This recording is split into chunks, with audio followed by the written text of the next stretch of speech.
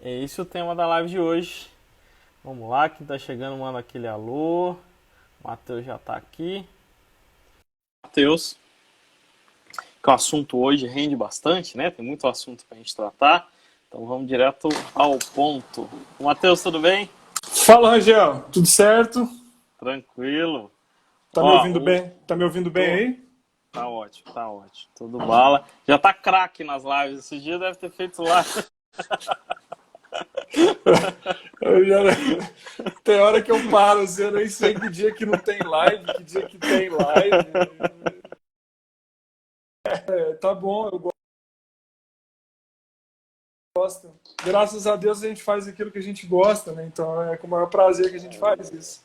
E é uma das coisas que o pessoal sempre me pergunta, Angel, como ter sucesso na nossa área, né? Em qualquer área que seja, se você se apaixonar pelo processo, as coisas vão fluir melhor.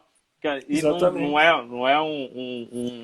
não é árdua a tarefa, né? É sempre bom conversar sobre aquilo que a gente ama. Bom, Exato. Matheus, a galera te conhece muito. Eu sei que tem, assim, tem uma galera aqui que já entrou e tem acompanhado todas as lives. Eu mesmo assisti várias delas, tá? Mesmo, assisti de sábado com o Rodrigo, assisti várias e tem outras na sequência.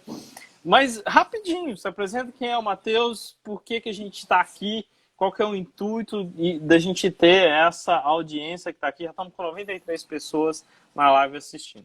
Legal.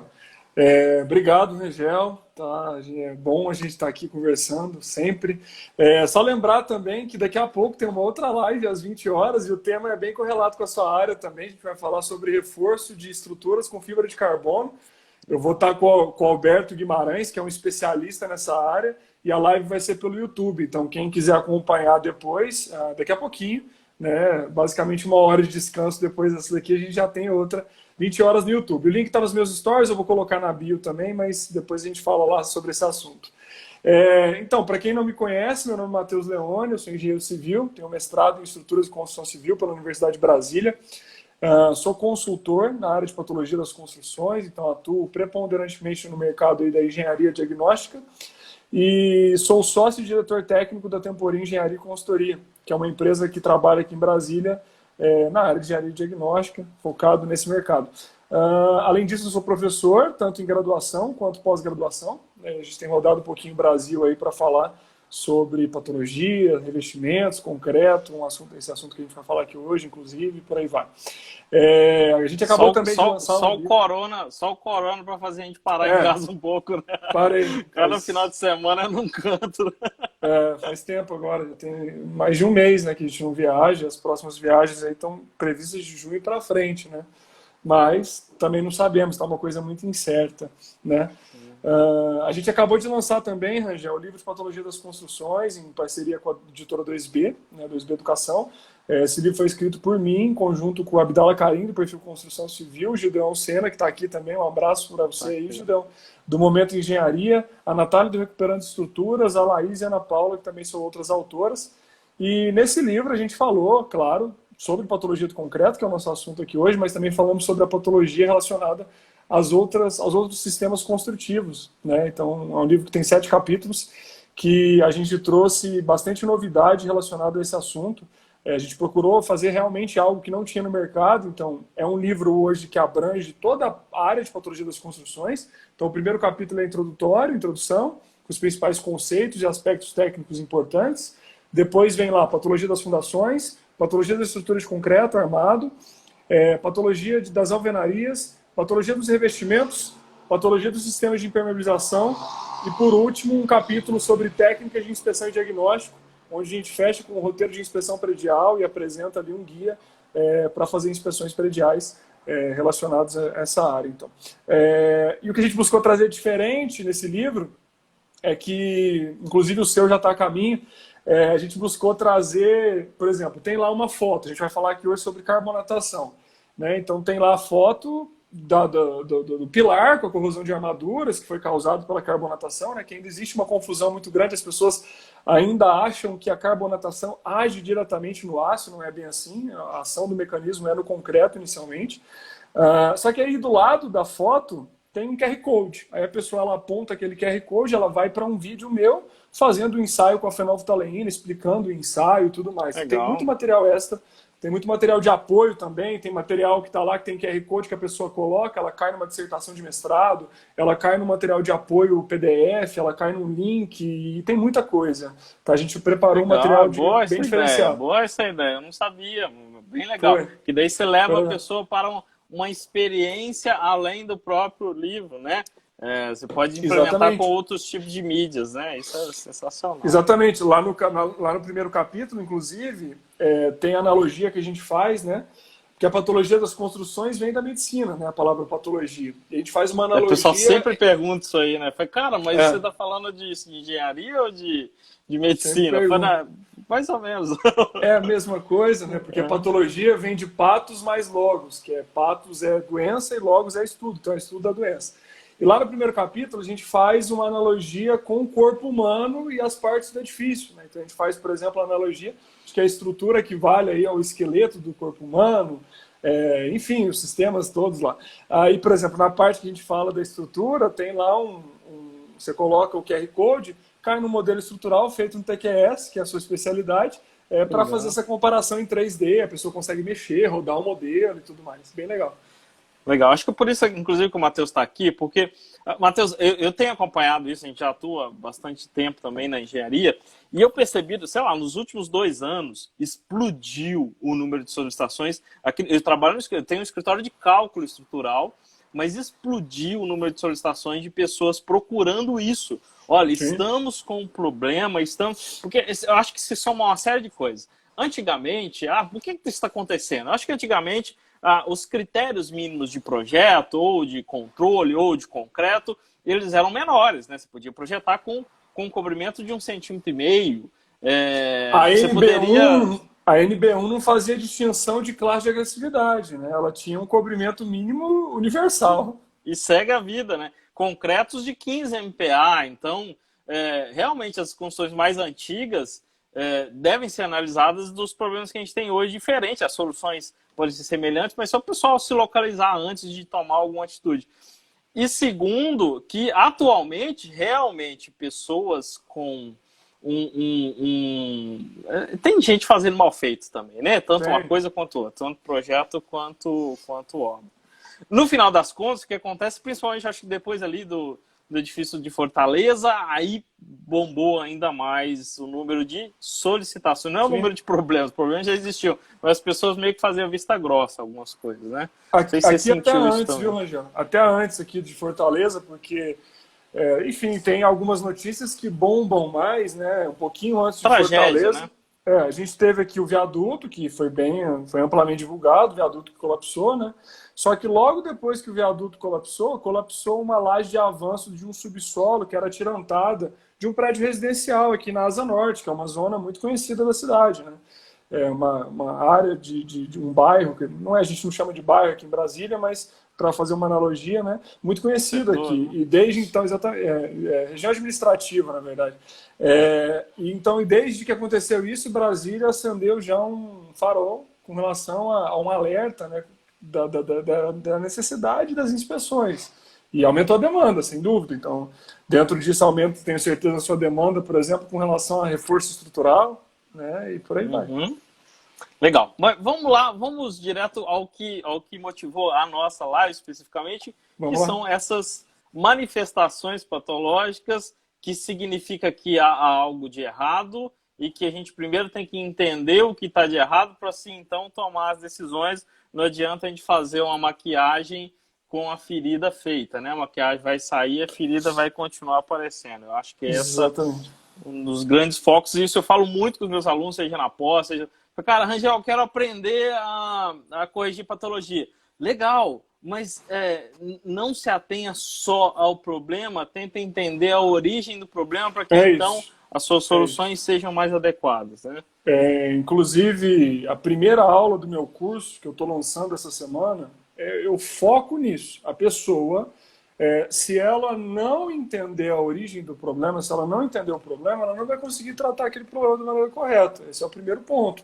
Então, quem quer entender mais sobre a parte da patologia vai ter que se aprofundar um pouquinho em química, vai ter que se aprofundar um pouquinho em entender os mecanismos que no concreto, Rangel, boa parte dos mecanismos e dos problemas de concreto, eles vêm de você entender claramente o que está acontecendo, vem de entender, por exemplo, a hidratação do cimento, que boa parte das pessoas não tem isso claro ainda com relação ao que se forma na hidratação do cimento e por aí vai. Então, boa parte dos problemas, eles vêm da hidratação do cimento. Então, talvez se eu citar aqui alguns produtos de hidratação, tem gente que ainda não escutou falar, né? O CSH, que é o silicato de cálcio hidratado, a etringita, que pode ser uma vilã lá depois na frente, né?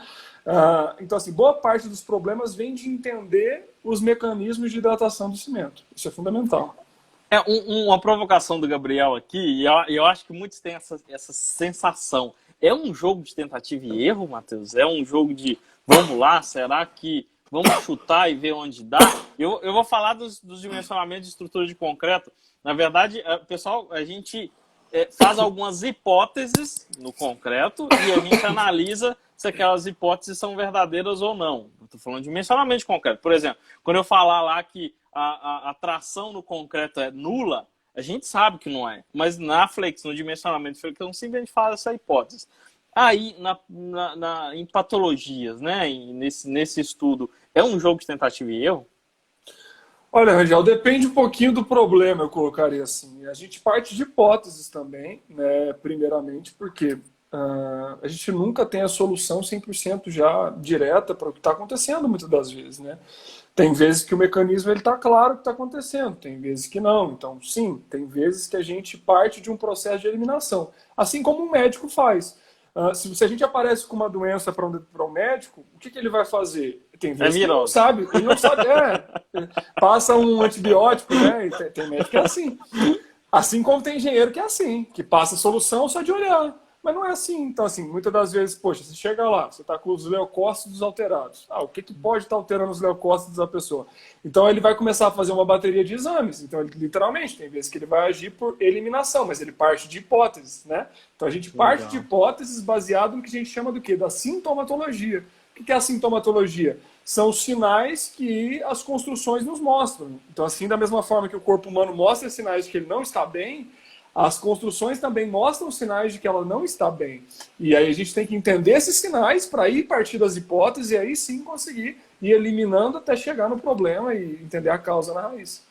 Que é a chamada engenharia diagnóstica, né? A gente Exato. tem ferramentas, técnicas para... A gente tem algumas hipóteses e a partir de medições e de análises mais corretas chegar no problema e só então chegar nas possíveis soluções. Eu imagino que não tem uma solução única, mas tem caminhos que resolvem e sempre tem o caminho que resolve de maneira mais definitiva, que geralmente o condomínio tenta evitar, né? Que custa um pouco mais. Claro. Então a gente tem que pensar também em custo, prazo, qualidade aqui na hora de corrigir os problemas. Enfim, às vezes você não tem um prazo para colocar uma determinada solução, às vezes você tem que optar por uma solução mais rápida, né? Por exemplo, o próprio reforço de fibra de carbono é um reforço que é mais rápido, então tem soluções que vão pedir ele do que você fazer um encamisamento, por exemplo, né? E por aí vai. É o tal da anamnese, o professor Ribamar está comentando aí.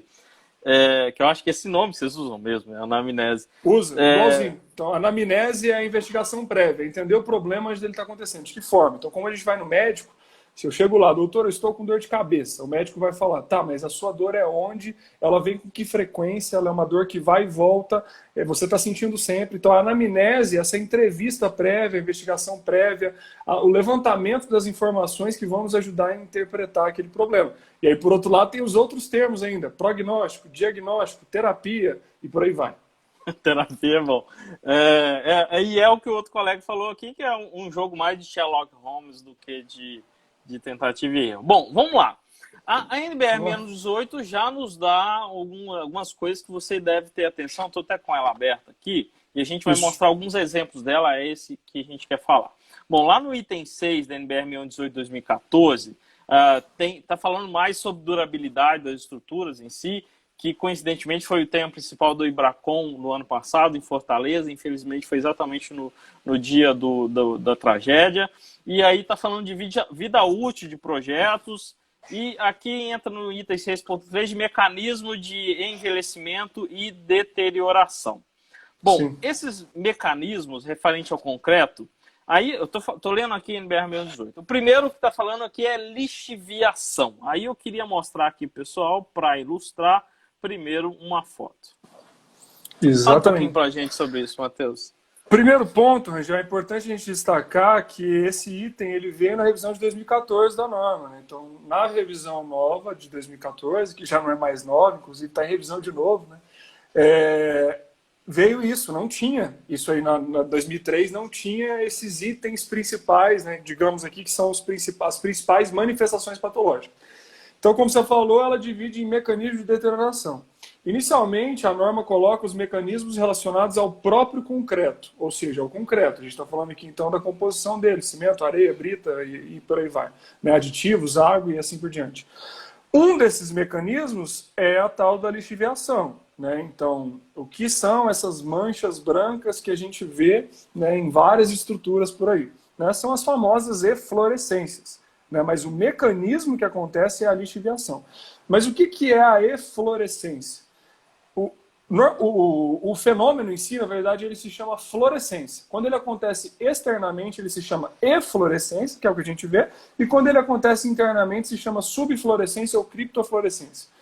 Por que acontece a fluorescência? Para que a fluorescência aconteça, a gente precisa ter 4 fatores. Se você tirar um desses fatores, ela não acontece, ela acaba. Isso é importante entender. Porque se eu tiro um deles, ela cessa. Eu preciso tirar um.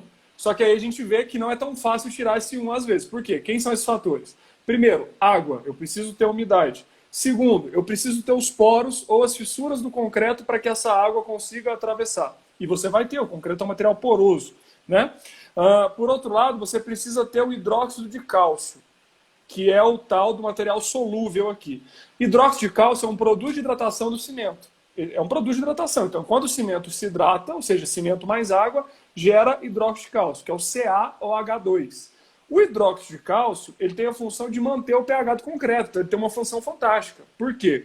O concreto ele tem que ter um pH entre 12,6 e 13,5, que é um pH alcalino básico, para que ele consiga proteger a armadura. Se esse pH começar a se reduzir por algum motivo, que eu vou falar, por exemplo, daqui a pouco, a carbonatação, né, o concreto já deixa de ser um protetor da armadura. Então, só que aí que tá, o hidróxido de cálcio ele é solúvel em água. E à medida que eu tenho água, então essa água vai levá-lo por um processo chamado de lixiviação. O outro fator que faltou falar é o clima, que basicamente é um clima que tem uma umidade mais alta, uma temperatura que a gente sempre tem.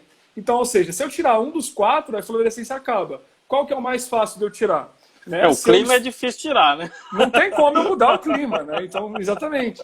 Então, o mais fácil, enquanto já está acontecendo, né? Então, já está acontecendo. Porque se fosse antes, eu poderia atuar na porosidade do material, eu poderia atuar na impermeabilização e tudo mais. Né? Só que quando já está acontecendo, o jeito mais fácil de acabar é tirando a água, ou seja, reimpermeabilizando aquele ponto que tem uma falha de impermeabilização, vendo onde essa água está entrando, né? Cortina de contenção, por exemplo, que é esse caso, a gente já entra num problema mais complicado, porque muitas das vezes, por trás dessa cortina, tem um outro prédio, e aí você não tem como escavar para corrigir o problema na raiz. Aí você tem que trabalhar com um paliativo, que seria uma impermeabilização negativa, né, que é contra o fluxo da água ali nessa cortina.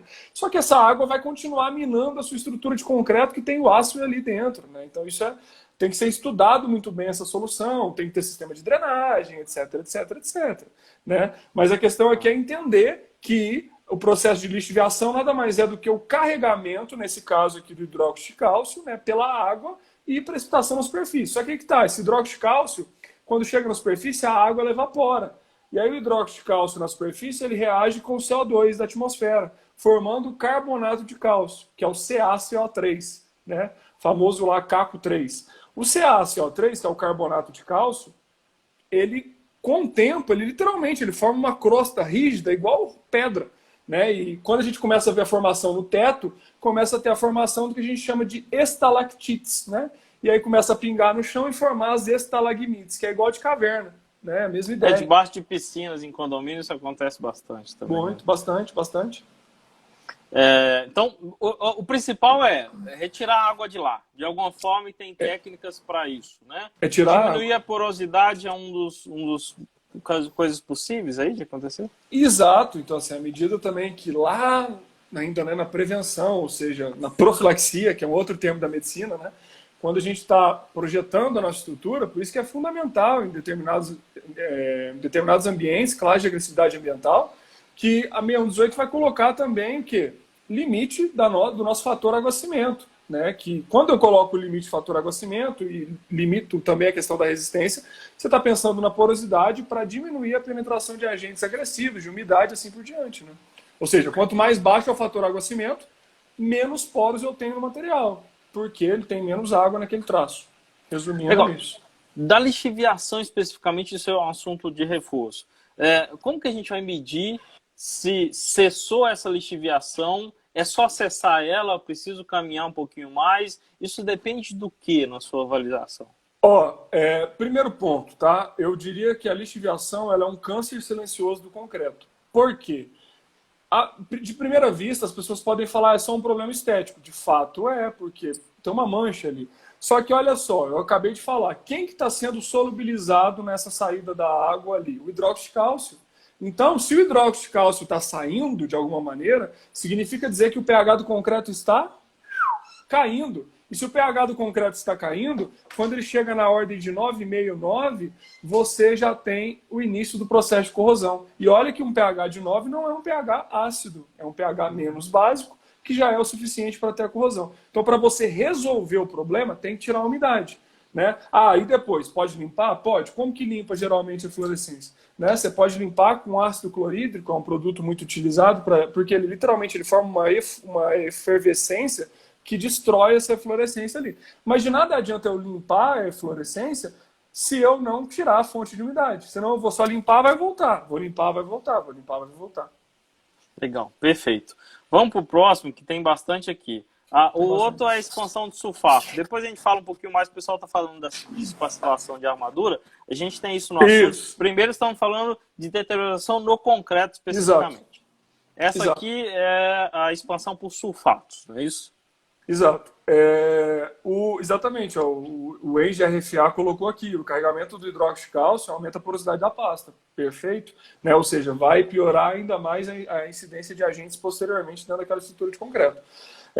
Quando a gente está falando de expansão por sulfatos, né, a gente pode separar aqui de alguma maneira, né, entender alguns pontos, que seria o seguinte. Primeiro, onde geralmente se tem sulfatos? Esgoto tem sulfato, o solo ele pode ter sulfato também, um solo contaminado ali com sulfatos. Né? Então, por exemplo, eu vou dar aqui exemplos. Existem outras reações, tá, que são problemas dentro disso. Mas um exemplo, né, seria a reação que a gente chama lá da etringita tardia, que pode acontecer numa estrutura de concreto, principalmente ela estando ali na fundação. Um bloco de fundação ele pode sofrer o que a gente chama da etringita tardia. Eu já vi alguns. Isso. Reação àquele agregado a gente vai falar depois, tá, William? Na sequência, reação àquele agregado. Falando aqui sobre a etringita tardia, por que a etringita primeiro, né? Rangel, coloca aquela outra figurazinha aí pra gente que tem a etringita. A etringita, pessoal, essa é uma microscopia lá de Furnas, aqui, inclusive perto aqui na Aparecida de Goiânia. Isso aí é etringita. A etringita também é um produto de hidratação do cimento. É normal, ela vai se formar, tá?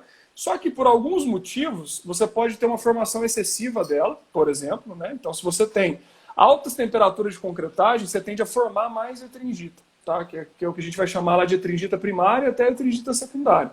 Né? Então já é comprovado e por isso, por norma, as temperaturas de concretagem são limitadas em no máximo 65 graus Celsius.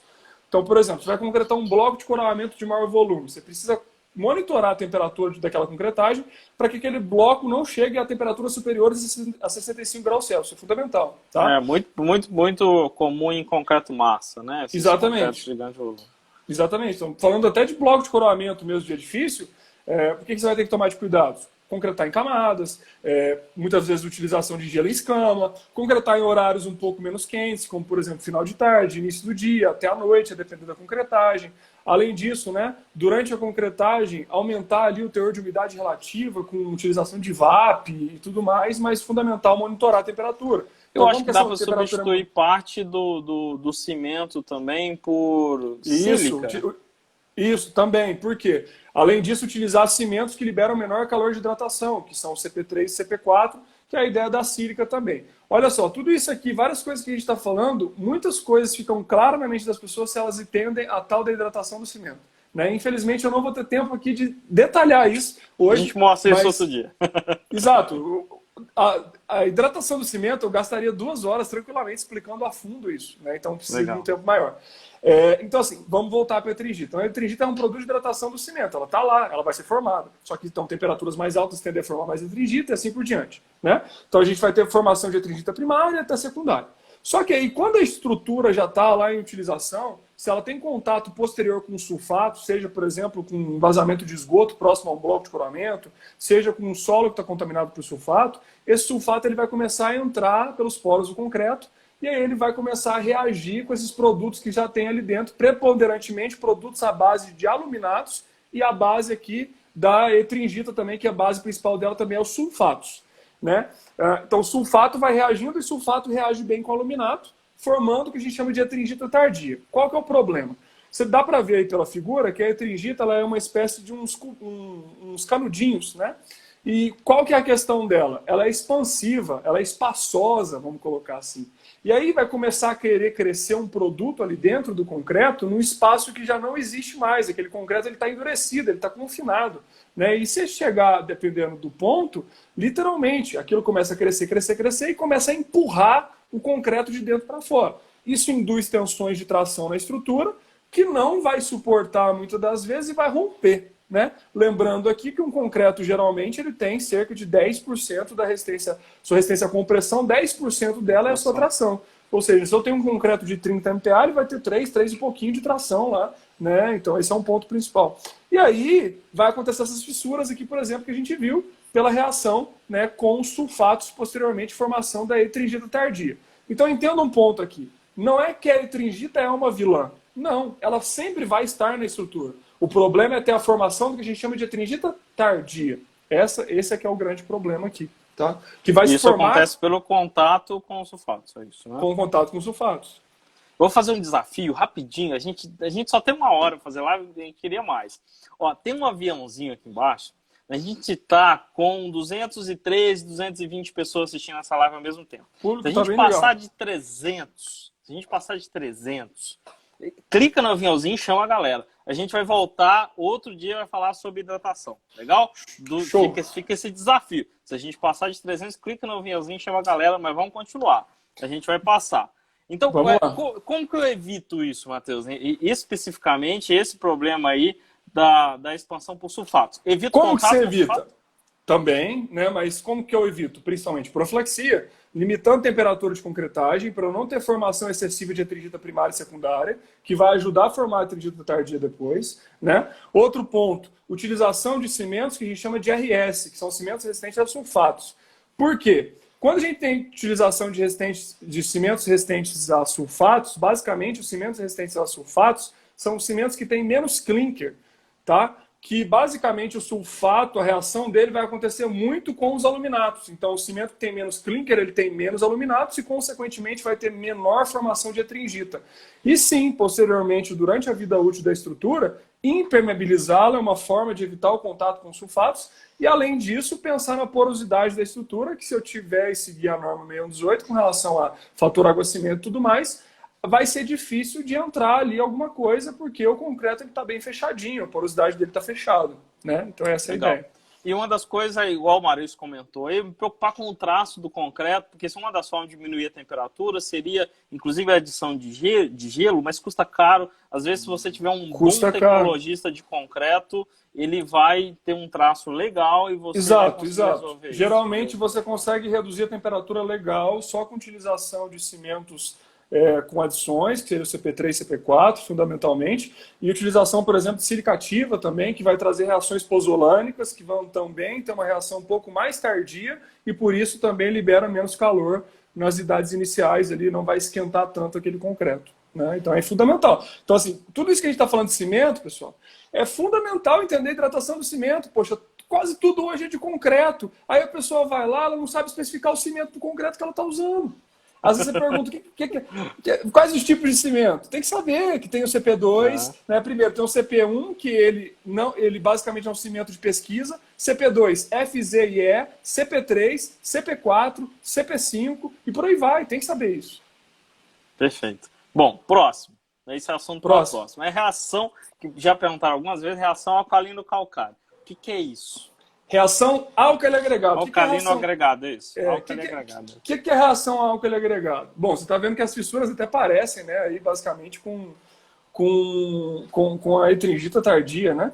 Que também é uma reação expansiva que está acontecendo ali em volta. Por que acontece isso? Tá? Por que acontecem essas fissuras aí? Rangel, coloca aquela outra fotozinha aí para a gente que vai ajudar a explicar mais. Então, olha só. Reação álcali agregado, como o nome já fala, né? Vamos falar de um dos tipos que tem várias possíveis reações aqui dentro. Álcali. Onde estão os álcalis? Os álcalis estão no cimento. Por exemplo, sódio, magnésio, potássio são álcalis, né? E o agregado, então já fala agregado. Se você tiver alguns produtos reativos, digamos assim, nos seus agregados, um deles pode ser a sílica amorfa, que é uma sílica reativa, esses agregados eles podem entrar em reação com os álcalis do cimento quando esses álcalis também estão em excesso. Tá? E aí você repara que tem umas setinhas em volta dos agregados ali. Por que essas setinhas estão em volta do agregado? Está indicando que está crescendo alguma coisa ali em volta. Tá? Então, isso gera uma reação expansiva também. A reação entre o álcali e o agregado reativo, então o agregado precisa ser reativo, tá? Vai formar um gel em volta do agregado.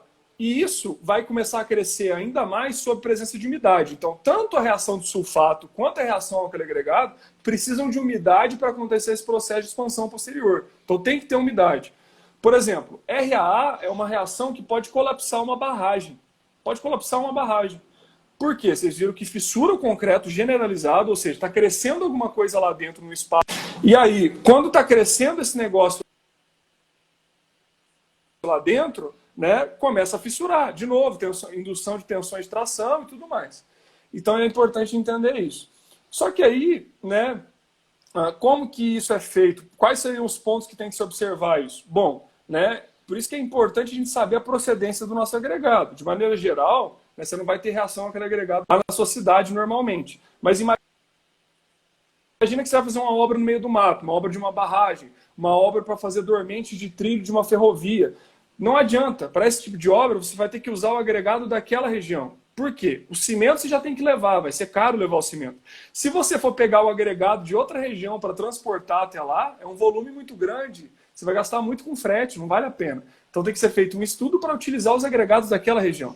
Então, os agregados daquela região eles vão ter que ser testados, inclusive tem uma norma brasileira sobre reação àquele agregado que fala como fazer esse ensaio e testar os agregados. Esse ensaio ele é bem complicadinho de fazer. Quem faz muito esse ensaio é o Rafael Holanda, da Holanda Engenharia, inclusive um abraço lá para eles. São profissionais fantásticos que atuam no mercado nacional, né, principalmente com a área de barragens. Eles têm um escritório lá em Resende, no Rio de Janeiro. É um ensaio difícil de ser feito. Eu fiz ele uma vez aqui, eu nunca mais faço, de tão chato que é o ensaio. É um ensaio complicado de fazer, né? Então, o Rafael, o RFA, está colocando aqui o gel é característico da reação alcalicílica, concordo plenamente. Né? Por isso que, na verdade, eu falei aqui só do exemplo da alcalicílica. Existem outras reações possíveis entre álcalis e outros produtos que podem estar nos agregados, tá? Mas esse aqui é um exemplo, só para a gente ficar aqui, pelo menos em um exemplo, entender como que acontece isso. Agora, a gente vai partir para da armadura, até para a gente conseguir, a tempo, falar de tudo isso. Dessas três, o que é mais comum que você vê, que você tem encontrado no seu dia a dia? A mais comum, na verdade, Rangel, é a própria fluorescência, né? A primeira, né? Exato, as outras reações, elas podem acontecer, pode, inclusive, você pesquisar, se o pessoal pesquisar, vai ver que algum tempo atrás teve um prédio em Recife que colapsou por reação ao álcali agregado, né? Mas até é um problema difícil de ver, porque está acontecendo debaixo da terra, muitas das vezes, e a pessoa não consegue ver o que está acontecendo. Né? Exatamente. Né? Mas não é um problema que você fala assim, poxa, está caindo um monte de coisa no Brasil por RAA e etringita tardia. Não, mas precisamos tomar cuidado. Né? Já existiram casos e existem casos. Bom, o próximo, a NBR 118, ela vai falar também relativos à armadura. Relativo à armadura, a gente está falando principalmente de carbonatação e ação por cloreto, despassivação da armadura por reação de cloreto. Então vamos lá mostrar primeiro a carbonatação. Eu acho que isso já não é tão incomum assim, né? Não, totalmente comum, né? Então, a carbonatação, vamos lá. É importante entender aqui que a carbonatação é um mecanismo de ação no concreto que diminui o pH do concreto e com isso o concreto deixa de ser um local de proteção para o aço. Isso é fundamental entender. Né? Então, resumindo, a reação é um pouquinho maior do que isso, né? Por quê? Basicamente o CO2, tá, ele vai reagir com outros produtos lá dentro, mas a gente resume isso falando que CO2 mais hidróxido de cálcio gera carbonato de cálcio. Tá? Tem um ácido carbônico lá no meio também, para falar, mas a gente dá uma resumida aqui nisso para facilitar o entendimento. Então, o que eu tenho que entender aqui? Que o consumo do hidróxido de cálcio e formação do carbonato de cálcio, quando tem o consumo, então diminui o pH. Diminuindo o pH, tá? O que acontece? Vai favorecer o mecanismo de corrosão das armaduras, porque eu vou ter um pH lá de 9,5, 9 para baixo, e aí eu tenho um favorecimento desse tipo. Né? Então, o que a 6118 nos coloca para proteger a estrutura? Cobrimento, né? Fator água-cimento, é fundamental também, né? Então tem que estar atento a isso. Né? Não é à toa que numa região urbana eu tenho um cobrimento maior do que uma região rural, e assim por diante, né? Se eu estou pensando em microclimas, eu tenho que ficar atento também, pensando em garagem de subsolo e tudo mais. Só que o grande problema é quando eu tenho problema, né, e como tratar esse problema. Né? Então, o primeiro ponto é fundamental entender até onde que está a frente de carbonatação. A gente faz isso utilizando um reagente indicador de pH que se chama fenolftaleína. E aí, quando a gente asperge esse líquido, que inclusive tenho aqui do meu lado, mas eu não tenho nada para jogar aqui agora, eu até tenho, viu? Mas eu vou demorar para achar um corpinho de prova aqui. Semana passada eu fiz insight para eu fiz na live. Então, quando fica rosa, magenta lá, enfim, tem gente que chama de vermelho, não sei das quantas, magenta e por aí vai, quer dizer que está básico, quer dizer que está bom. Se não mudar de cor, quer dizer que não está bom. Não necessariamente está ácido, mas não está bom, né? Então, entender até onde o CO2 chegou é fundamental. Mas, no geral, né, como é que eu trato uma estrutura depois disso? Primeiro, eu tenho que entender se tem corrosão de armaduras, né, senão eu vou ter que tratar. A depender do grau de corrosão, tem que tratar pontualmente, né, aplicar ali um inibidor de corrosão, refazer aquela área com grout e tudo mais. E por aí vai. Ou então até chegar a um ponto de reforço estrutural. Né? Mas, no geral, uma boa recomendação no sentido de proteger melhor a estrutura posteriormente é uma pintura. Então, hoje eu recomendo que garagens de subsolo sejam pintadas desde a etapa de construção da obra, porque é uma proteção a mais, porque tem que ter o cobrimento. O cobrimento que é o ponto importante. O cobrimento ele é a maneira mais fácil e mais barata de proteger uma estrutura. Né? Só que a pintura ajuda muito. É comprovado que pinturas acrílicas convencionais gera uma resistência à carbonatação superior do que em estruturas não pintadas. Então, pintar a garagem de subsolo uma tinta comum, nada demais, aquilo que você Exato. já tem no mercado. Claro, existem pinturas melhores, né, por exemplo, de base epóxi e tudo mais, só que lá trabalhando principalmente na prevenção, pinturas acrílicas são boas já para ajudar nesse sentido, e aí seria interessante que a pessoa mandasse pintar o subsolo dela, os pilares, as vigas e o fundo de laje, porque são regiões onde vão ter um alto contato com CO2 proveniente dos carros do subsolo. Pessoal, a gente está falando pintura antes do problema, né? Vamos... Não, sim, mas depois que o problema aconteceu... Entender o problema, né? Exato. Depois que o problema aconteceu também, a depender do grau, se não tem corrosão ali e tudo mais, é uma boa prática se pintar também, desde que não tenha atingido corrosão de armaduras e tudo mais. Mas faz uma retirada de material dessa armadura, mede quanto que ela reduziu para saber quando despassivou, faz se necessário, um jateamento de um grout, a camada vai depender da necessidade desse concreto, para que haja uma proteção além da própria pintura, e aí a pintura como algo adicional, né? Que você vai pintar direto a armadura, só para o pessoal não confundir. Aí. O Anastácio perguntou aqui, primer e recuperação impede a aderência da armadura com concreto novo? Anastácio, o seguinte, tem muitos estudos nesse sentido, até o professor Paulo Helene fala muito disso, ele fala que, na verdade, primer anticorrosivo não adianta muita coisa, então ele nem indica tanto aplicar. Eu costumo indicar primers anticorrosivos de base cimentícia, tá, que vão ter lá inibidores de corrosão envolvidos, porque, por exemplo, de base epóxi, ele pede uma base muito limpa, que muitas das vezes você não consegue ter essa base limpa, então acho que o problema está mais relacionado a qualidade da base para aplicação do que talvez até uma aderência posterior, né? Então, esse é o ponto. Mas sim, isso que o Rangel falou é verdade, tem que ser avaliada a perda de seção, o quanto se perdeu de seção, para aí sim poder tomar uma ação nesse sentido. Legal. A próxima aqui é a reação de cloretos, não é isso? Exato, Quer mostrar exatamente. aqui. E aí eu coloquei essa figurazinha, ela ajuda bastante a explicar, né? Porque agora a gente passa a entender de que o cloreto age diferente do que o mecanismo da carbonatação. Então o cloreto ele é uma via de mão dupla, que ele reage tanto no concreto quanto no aço, diretamente, né, e no ferro. No concreto, a formação de ácido clorídrico nas reações ali e tudo mais, diminuição do pH, né, e consequentemente, né, deixa de ser um meio protetor para as armaduras. Por outro lado, com o ferro, conforme que você vê ali, ó, o cloreto reage com o ferro, forma o cloreto férrico. Depois esse cloreto férrico, ele reage com os íons de hidroxila, formando o hidróxido de ferro, que é o FeOH2. O FeOH2 nada mais é do que a ferrugem, aquele laranja que a gente vê. A ferrugem que é o produto da corrosão do ferro, né? Só que aí, olha só no finalzinho, do lado da ferrugem, o que tem do lado dela? Cloreto. Ou seja, a reação do cloreto libera cloreto no final. Aí esse cloreto que foi liberado, ele vai achar outro ferro, vai reagir e o mecanismo fica rodando, literalmente. Então eu tenho uma reação ali, ó, em cadeia. Por isso, o cloreto ele age de uma maneira diferente e é considerado um dos piores ou até o pior mecanismo de corrosão que existe, porque ele age por pits. É como se ficasse minando um pedaço ali do aço e acontece isso aí da sequência que a gente vai ver na figura. Então a gente tem corrosão por pits e perda de seção significativa numa determinada localização. É claro, quando a gente pega a barra como um todo, no geral ela vai estar corroída. Só que se você olhar em microscópio, você vai ver que existem pontos específicos maiores, né, porque acontece essa reação por pits que a gente fala. Legal. Ó, o pessoal está até falando já, o Maurício, estruturas subsolos, por exemplo. Aí, estão voltando bastante aqui, que eu acho que esse é um ponto, assim, muito comum, muito, que a gente vê mais do que deveria. Eu sei que tem assuntos específicos sobre reforço, mas a gente cutucou aí, então entendemos até que camada foi atingida, seja da armadura e do próprio concreto, que está nesse conjunto. Aí fizeram algumas perguntas aqui, Matheus, especificamente. Eu ia falar da reação infinita. Por exemplo, uma pequena camada de argamassa, né? De sacrifício, por exemplo. Você acha que é uma boa pedida? Ajuda. Quer ver? Deixa eu tentar achar aqui. Enquanto eu vou falando, eu vou mostrar na prática isso aqui. Eu não tenho aqui no tablet, mas eu consigo filmar aqui pelo computador. Mas enquanto eu vou falando aqui, o Maurício colocou aqui a utilização de hidrofugante. Concordo perfeitamente com você, Maurício.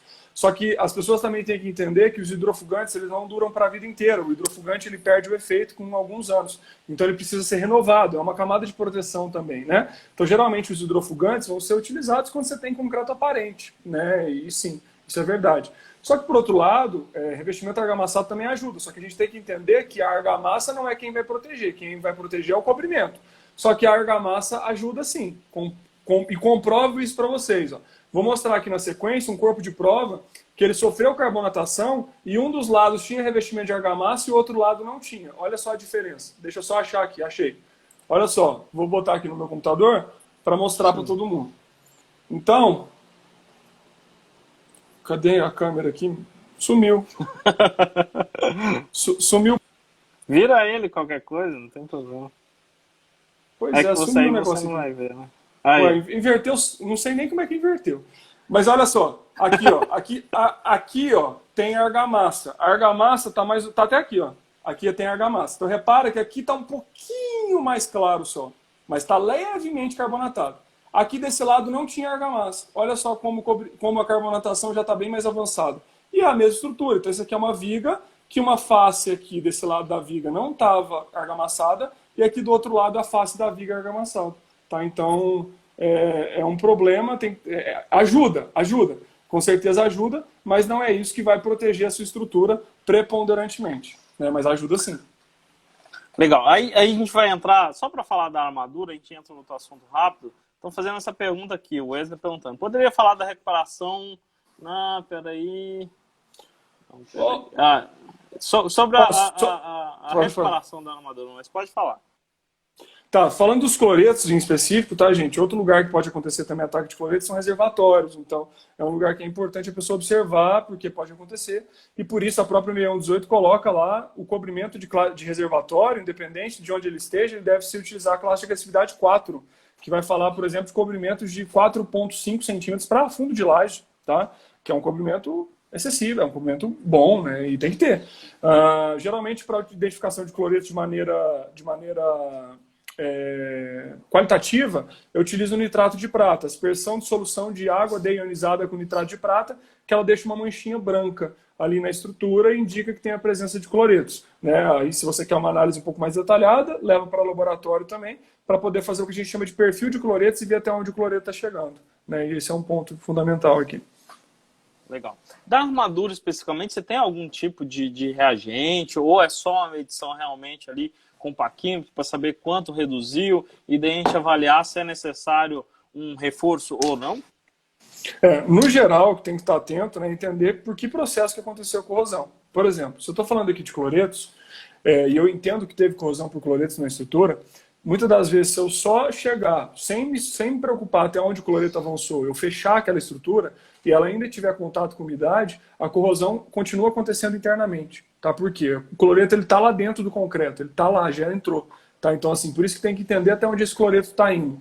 Não quer dizer que você precisa retirar todo o concreto significativamente até onde o cloreto chegou. Mas você precisa entender até onde ele chegou. Muitas vezes, até uma simples lavagem pode retirar, né, o concreto, o cloreto que está só superficial. Né? Então, tem que entender isso, porque é um ponto principal.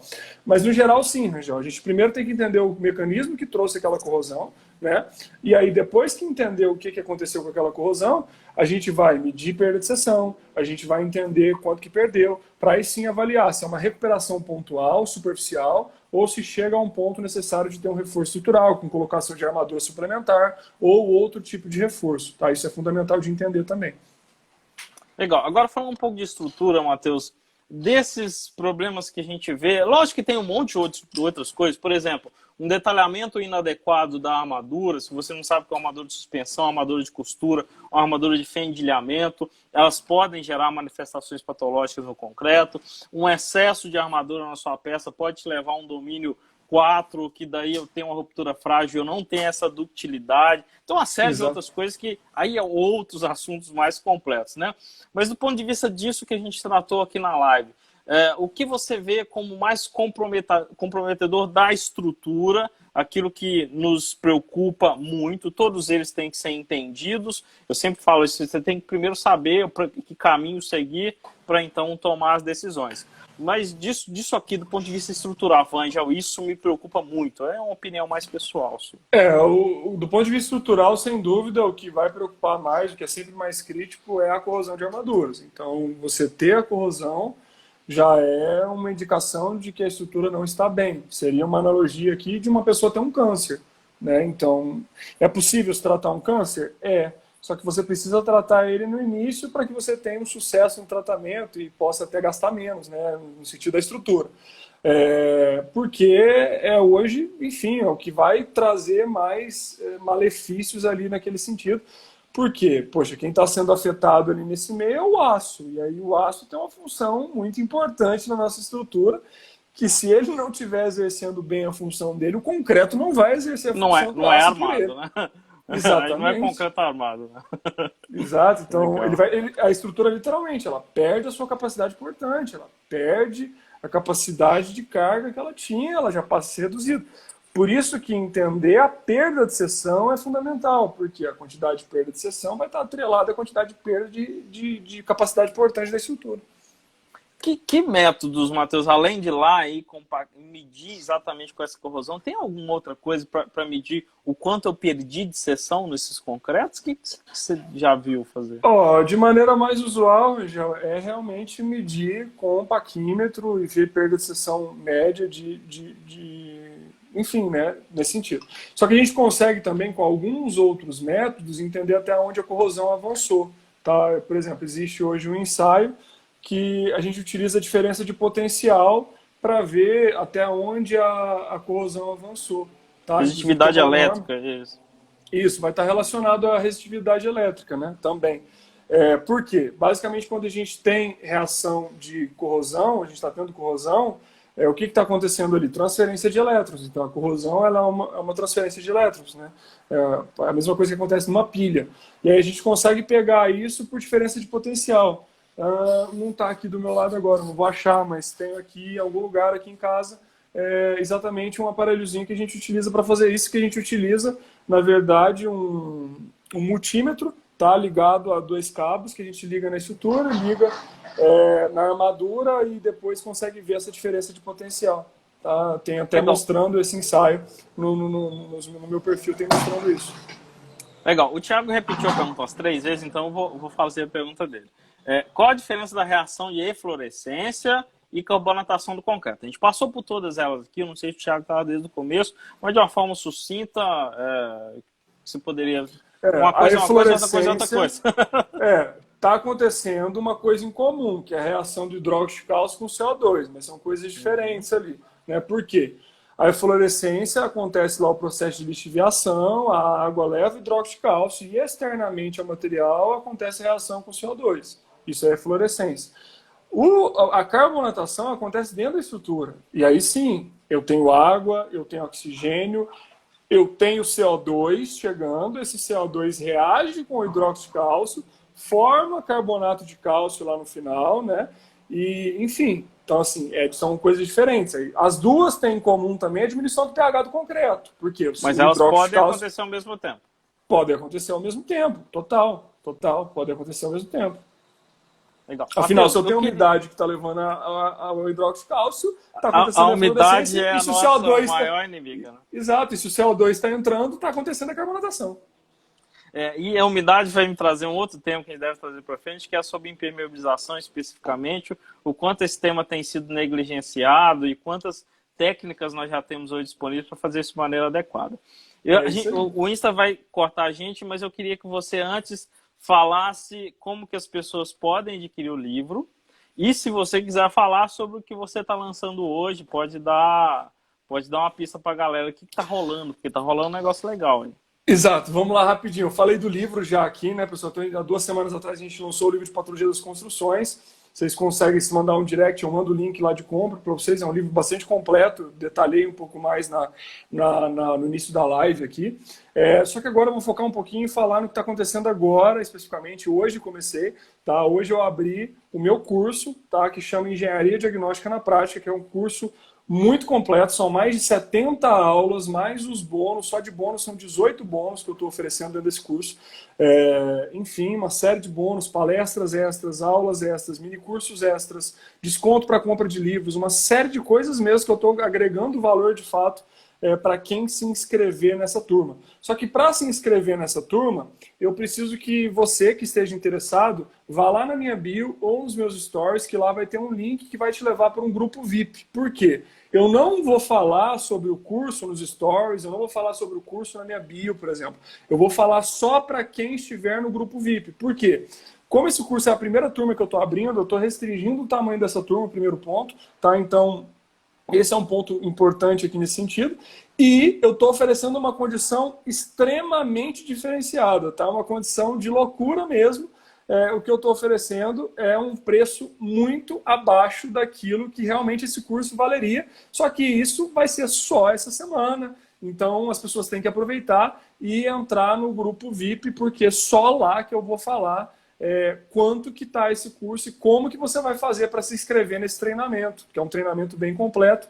Inclusive tem muitos ensaios gravados, eu gravei partes desse treinamento fora do Brasil até, tá? Então algumas viagens que eu fiz no ano passado, no ano retrasado, eu gravei ensaios, eu gravei ações fora, gravei em Portugal, gravei na Inglaterra também, tá? Então tem algumas coisas que eu gravei fora e aqui no Brasil também gravei em alguns lugares bem legais, para poder trazer a prática às pessoas. Então, o princípio aqui é não só levar a teoria, mas levar a prática e fazer com que você possa trabalhar na área de engenharia diagnóstica. Não somente se você já trabalha com laudos, mas se você ainda não trabalha com isso, você trabalha com outra área da engenharia ou arquitetura, você pode ter um complemento de renda com laudos. E, além disso, Se você trabalha com execução, é importante que você entenda os problemas para que você, durante a sua execução da obra, evite os problemas. Se você trabalha com projetos, é projetista, é importante que você entenda os problemas para que você evite os problemas. Então, poxa, como é que eu vou especificar um cobrimento adequado se eu não sei o que é a carbonatação, se eu não sei o que é o ataque de cloretos, né, por exemplo?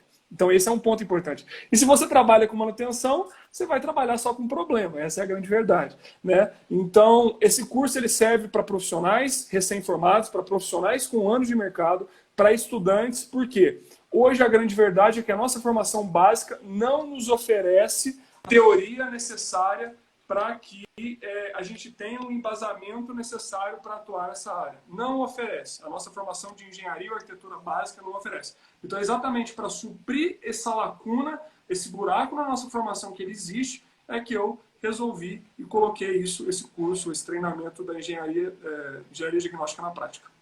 Sensacional. A gente é carente mesmo de temas. E por isso que o Matheus está aqui, porque a gente traz isso de maneira clara, de maneira didática, de maneira aplicada, direta ao ponto. Então, eu também sem mimimi, curso online. Sem entrelinhas, conteúdo raiz aqui. Cá entre nós, Matheus, você não precisa reconhecer isso se não quiser publicamente. Mas quando a gente faz os nossos cursos, e a gente tem uma liberdade adicional de poder montar os conteúdos de acordo com o nosso jeitão, digamos assim. Às vezes, na faculdade, por exemplo, a própria grade, a própria forma com que pode se montar, a gente não tem liberdade para fazer da forma como a gente gostaria. A gente tem que seguir o protocolo, né? Então, aqui a gente faz do nosso jeito. O que a gente quer é que a pessoa entenda o conteúdo com clareza. Muito mais, Rangel, do que o curso que a gente oferece. Oferecer um conhecimento é oferecer uma metodologia, oferecer uma sequência que a gente utiliza e que para a gente dá certo. Então, poxa, se essa sequência dá certo para mim, por que ela não pode dar certo para outra pessoa? Então, é isso que é o principal do curso. Eu gosto disso, de ensinar do jeito que eu aprenderia.